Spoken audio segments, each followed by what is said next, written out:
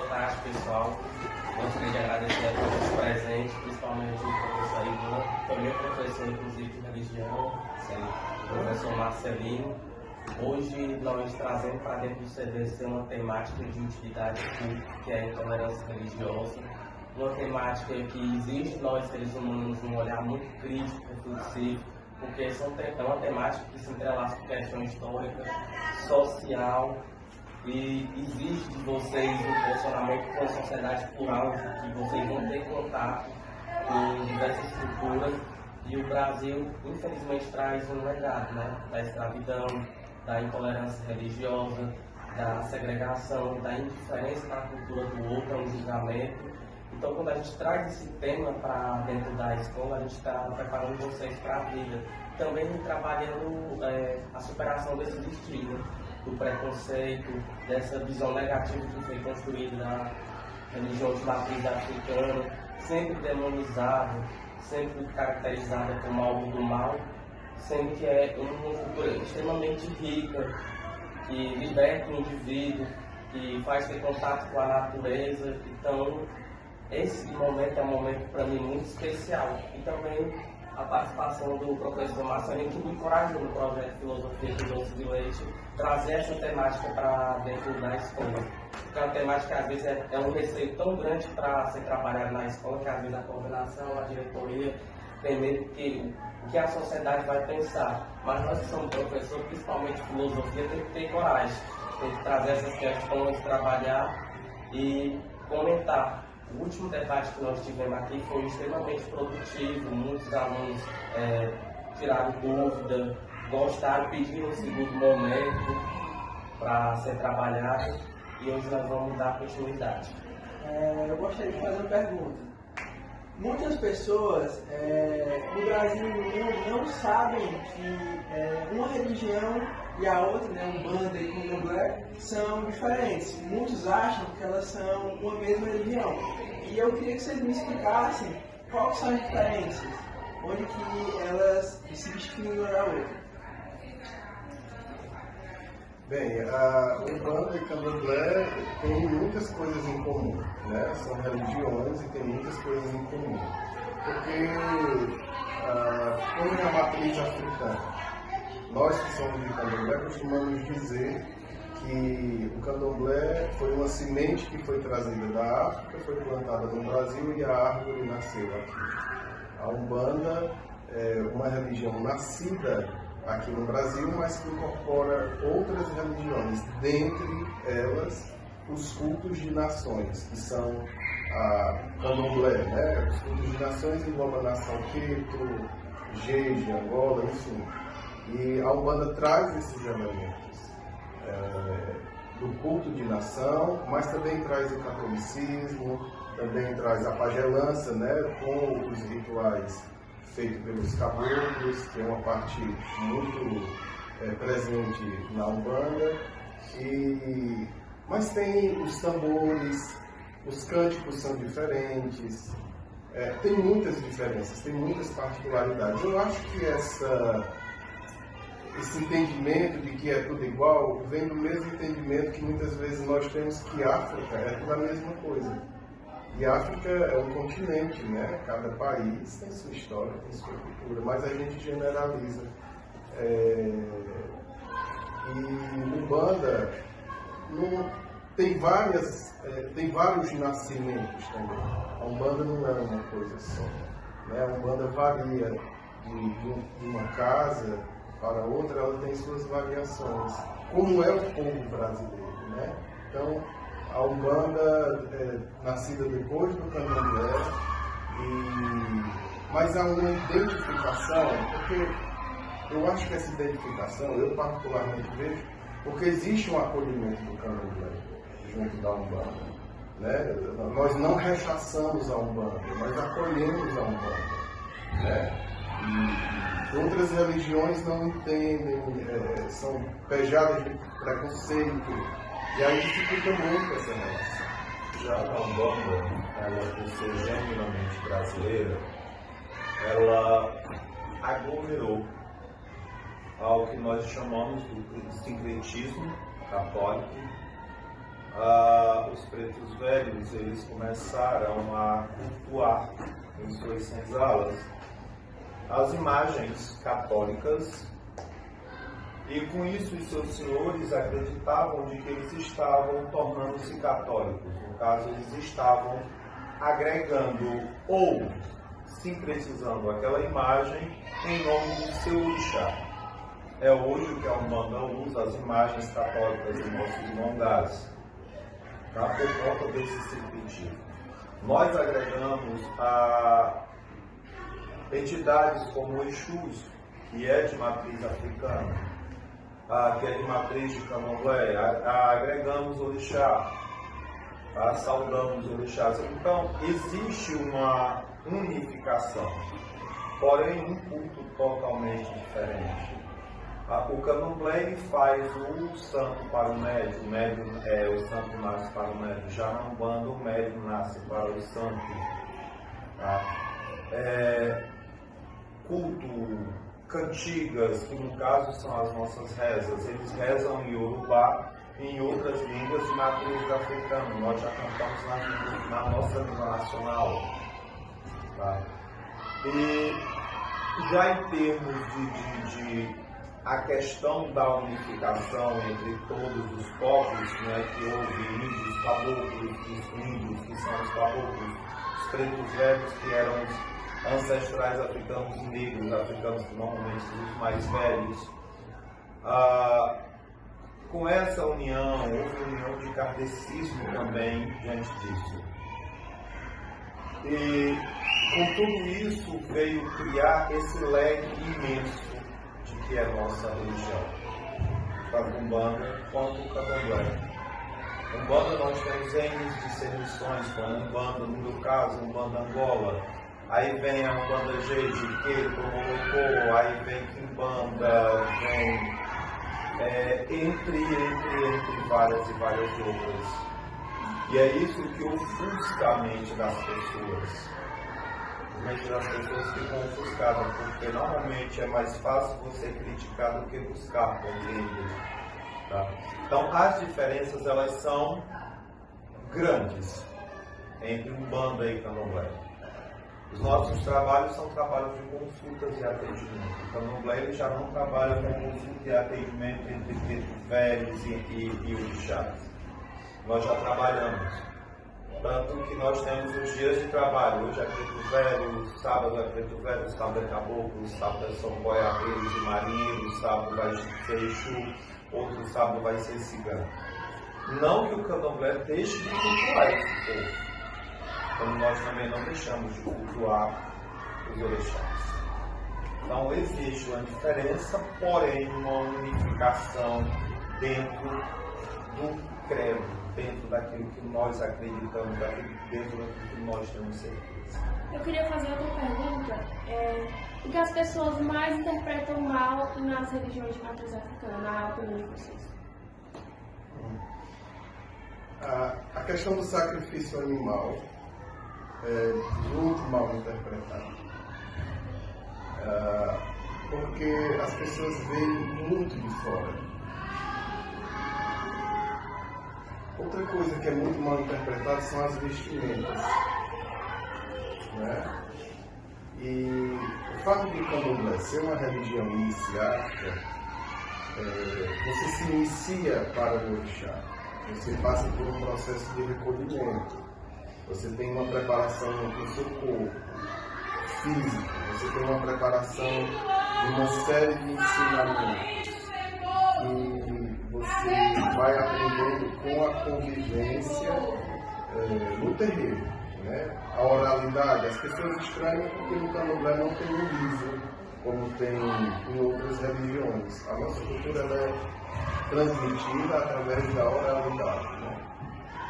E existem interpretações extremamente preconceituosas, como o Elivan fala, que as pessoas não se dão ao trabalho de conhecer um pouco mais, né? Então, o sacrifício animal, que já tem matéria de discussão em assembleias de pessoas quererem proibir, é um grande desrespeito às nossas tradições as nossas raízes, a nossa cultura.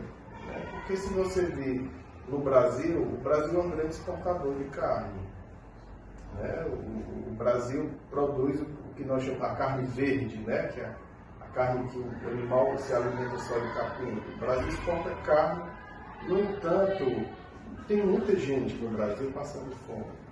Ninguém fala disso, mas se você anda com uma ave ou com um outro animal que vai para o terreno de candomblé, isso levanta, né? O que é que vão fazer com aquilo?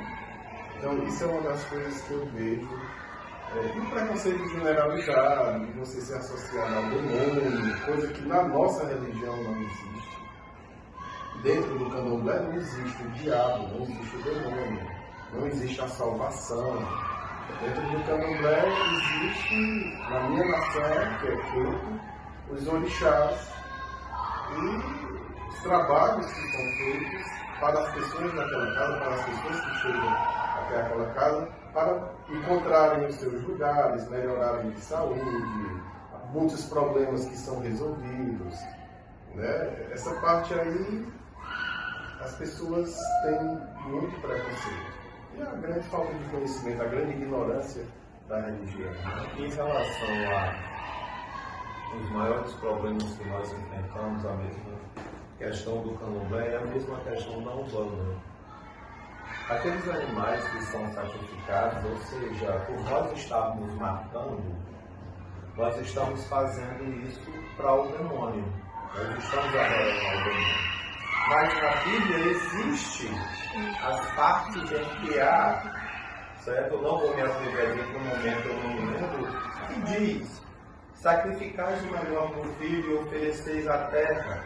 Abraão levou o seu filho ao Monte Sinai para sacrificar ele em demonstração de respeito e amor a Deus. Mas Deus viu que ele era certo, que ele realmente era fiel, e deu um carneiro para que ele sacrificasse no lugar do filho para Deus. Ou seja, isso ali é santo. E nós sacrificarmos um carneiro para fazer uma troca que nós chamamos de vida por vida é demoníaco. Por quê? Adentrando esse assunto do reconhecimento das religiões, eu queria saber, na opinião de vocês, como essa falta de conhecimento, de reconhecimento da religião de vocês vai contribuir para a intolerância religiosa? E entrelaçando também, eu tenho outra pergunta que é sobre as guias. A Teresa já explicou pra gente, eu não sabia como era que chamava, mas ela já explicou pra gente que são guias. E eu achei muito interessante as suas, eu queria saber um pouco mais. A Marcelina já deu algumas ideias de como é. E acho que fala o funcionamento, não sei. Só concluindo a questão, que as pessoas não sabem que aqueles animais que são sacrificados, a carne é utilizada para nós comermos durante todos os nossos trabalhos, durante todas as ritualísticas, que normalmente é muita gente que participa. Se o Marcelino for dar o professor Marcelino for dar uma obrigação, ali no mínimo, na casa de axé dele, todos os dias vai ter no mínimo 15 pessoas, para que as coisas possam andar. E aquelas pessoas precisam se alimentar. Na minha casa, se o médico for dar obrigação, eu preciso no mínimo de 10 pessoas todos os dias. Essas pessoas precisam se alimentar. Então, aqueles animais que são sacrificados são utilizados para a nossa refeição. E as pessoas muitas vezes vão às festas, comem aquelas comidas deliciosas. Fora os animais que foram utilizados durante todo o cerimonial, foram feitos sacrifícios deles. E em relação ao que você falou do que poderia ser feito, existe uma lei, a Lei 10.639, que é exatamente isso que está sendo feito, ações e atitudes como essa que vocês estão tomando. A Lei 10.639 diz que é obrigatório, que ela foi agregada pela Lei 11.000, não lembro, que é obrigatório na grade, não só da rede pública, mas da rede particular de universidades e de faculdades, o ensino da cultura africana, não é do culto religioso, mas da cultura, bem como da cultura indígena.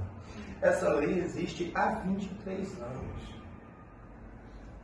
E não implantam, porque só precisa o município regulamentar. É uma luta que eu estou levantando aqui no município para que essa lei seja regulamentada e torne-se grade curricular, como português, matemática, ciência e história. Ah, já se fala no livro de história. Não, no livro de história não se fala. No livro de história conta a história bonita que querem que as pessoas compreendam. Mas a história, a cultura africana, nós vivemos.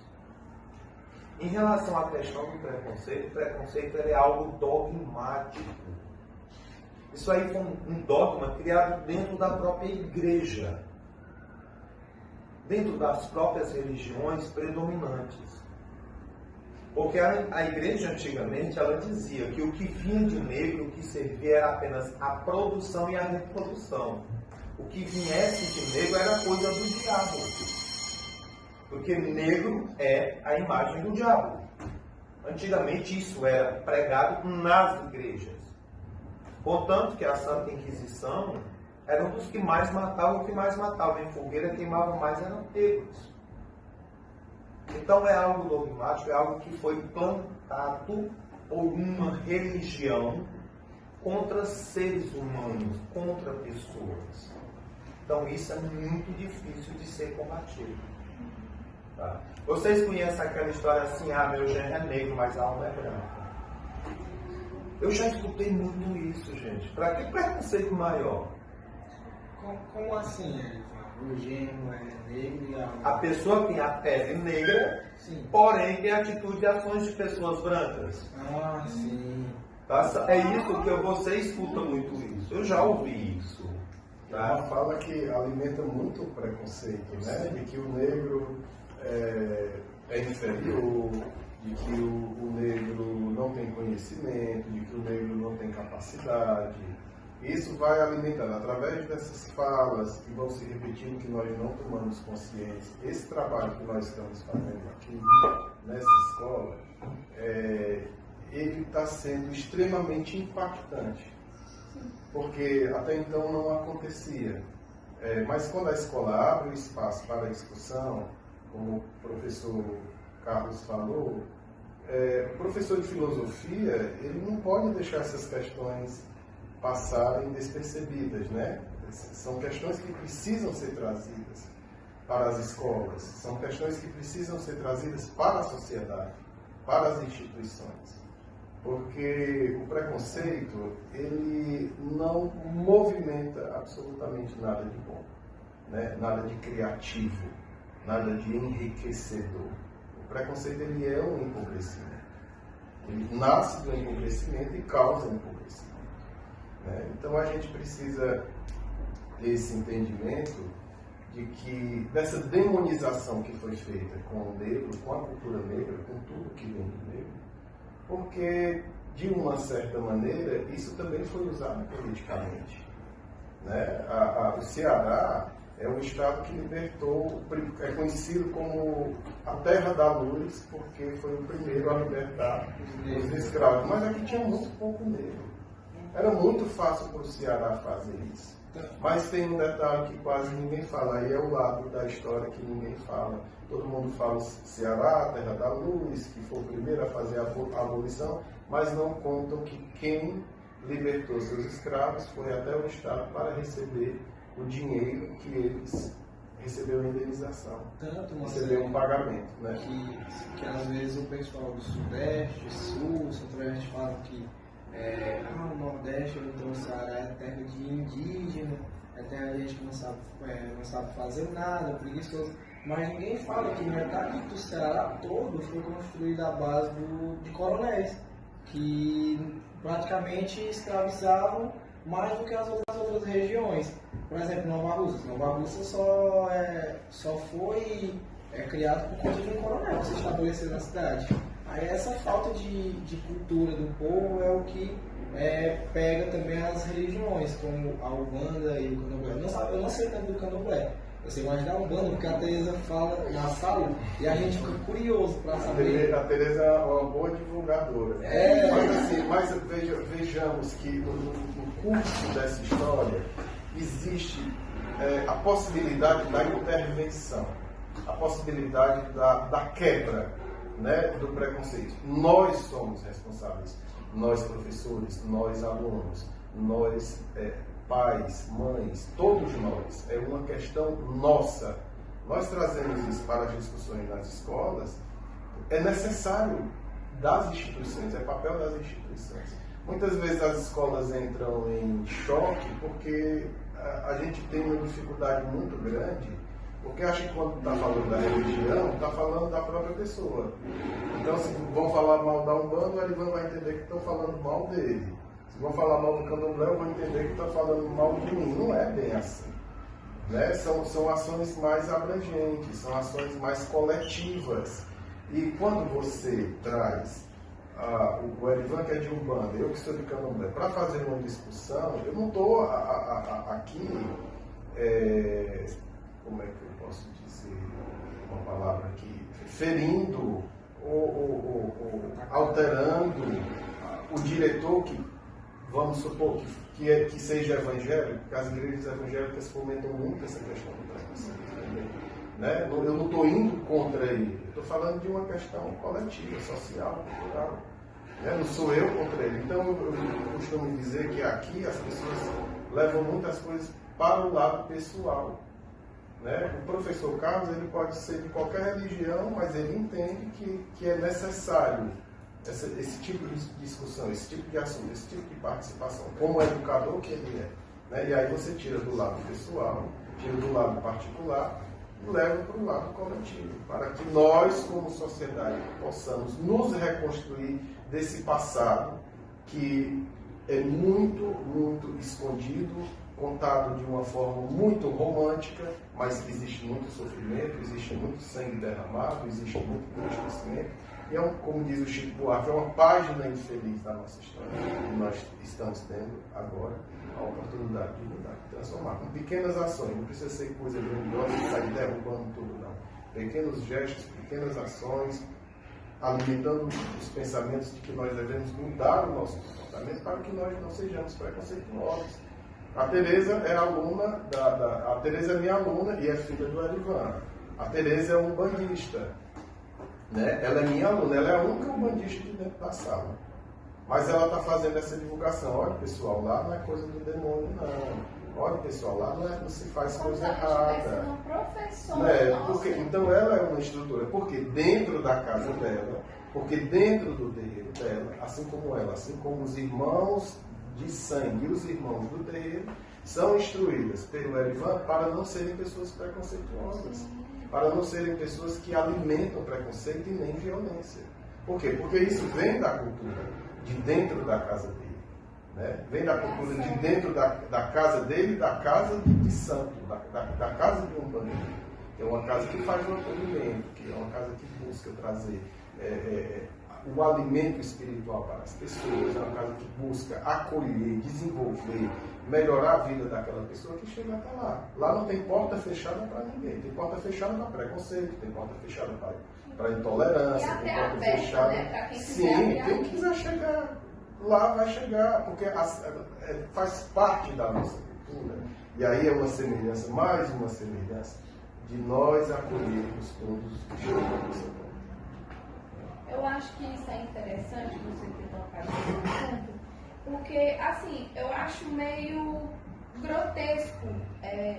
E às vezes as pessoas não têm, nós jovens da nossa idade, nossos colegas, às vezes eles não têm culpa porque foi algo que eles foram criados nisso dentro de casa, vem dentro de casa. Às vezes nem é tanto, sim, a religião influencia, mas às vezes é muito dentro de casa, porque, por exemplo, eu posso ser de uma religião, por exemplo, eu sou da religião católica, mas eu sou a primeira pessoa que eu chego para a Tereza e pergunto mundos e fundos, porque eu tenho interesse, eu não tenho uma perspectiva de que só a minha religião, só o meu Deus é certo, até porque para mim Deus só tem um. E da mesma forma, quando o tio falou da questão dos animais, da utilização dos animais, uma coisa que eu também tenho um olho muito aberto é a questão, por exemplo, a maçonaria. Eu creio que tem um preconceito muito grande presente dos demolês, com os demolês, com os maçons, sobre essa questão do animal, que o que mais a gente ouve é que eles vão matar os animais, que eles vão comer a cabeça do bode, que eles vão matar o bode para comer cru, sangue puro. E eu acho que na nossa sala é muito interessante ser cultuado uma ideia de uma religião que todos possam interferir de forma não preconceituosa. Por isso que eu acho que esse momento nosso era para ser presente, por exemplo, a nossa turma toda. Porque uma vez, até o fato que já aconteceu, porque a gente gostou muito, sinceramente, a gente achou muito interessante. E é bom pra gente, porque a gente vai perdendo aquilo que a gente pode ouvir dentro de casa, ou pode ouvir na rua, que surge alguma dúvida. E uma vez, numa roda de conversa, a gente dividindo opiniões, e a Tereza falando da religião dela, cada um falando de sua religião, saiu até uma história dos nossos próprios colegas que escutaram algo e distorceram algo que a gente conversou, como se, por exemplo, falando da macumba, falando que tal religião que estavam fazendo, só pelo fato de a gente estar falando de, por exemplo, a maioria ou a gente é católico ou as meninas são bandistas. E realmente a gente estava dividindo opiniões sobre todas as religiões. E saiu o quê? O grupinho deles estavam fazendo intolerância religiosa comigo. A gente não estava fazendo intolerância religiosa comigo. A gente estava debatendo as opiniões contrárias e diversas, porque tanto ela quanto eu tenho curiosidade de saber sobre todas as religiões. Até porque, para mim, para todas as religiões, a gente tem um Diego como se fosse demolê. Quando a gente vai precisar saber ou dividir alguma opinião, a gente vai perguntar a ele. Então, não é eu estar falando alguma religião, eu estou oferindo a outra. Não é assim. Eu estou apenas debatendo e querendo saber mais sobre as opiniões para mim ter uma opinião formada, e não formada pela influência pública, pelo aquilo que está enraizado. Deixa eu só te fazer um comentário. Em relação à questão da intolerância e preconceito, ele é tão existente que existe o seguinte. Vou contar uma pequena história para vocês. Um dia eu estava chegando aí no sábado no horário de uma sessão de trabalho. Uma pessoa dirigiu-se a mim e falou: eu poderia falar com o chefe, com o dono da casa, do terreiro? Aí eu olhei para a pessoa e disse: pois não. Não, eu quero falar com o dono do terreiro. Sim, senhora. Entrei, a pessoa ficou na porta. E eu fui lá dentro do terreiro, verifiquei como estavam as coisas, voltei. Eu disse: a senhora que deseja falar com o dono do terreiro? Ela disse: com aquele senhorzinho ali. Por quê? Porque era um senhorzinho, baixinho, gordinho, pretinho, carequinha. Eu disse: não, senhora, o dono do terreiro sou eu. Não é ele? Eu digo não, porque as pessoas também têm uma concepção que dono de terreiro, ele tem que ser preto, pobre e analfabeto. Meu Deus. As pessoas têm essa concepção. E ao baque, que a pessoa